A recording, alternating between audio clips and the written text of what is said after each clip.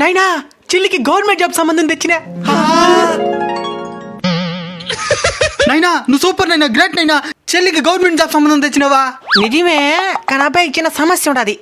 ఏందే అబ్బాయికి వయసు ఎక్కువ? నీకే 40 ఏండ్లు, నువ్వే మాట్లాడాలి వయసు గురించి. మరి ఇంకేంది నైనా సమస్య? అబ్బాయికి బట్టతల.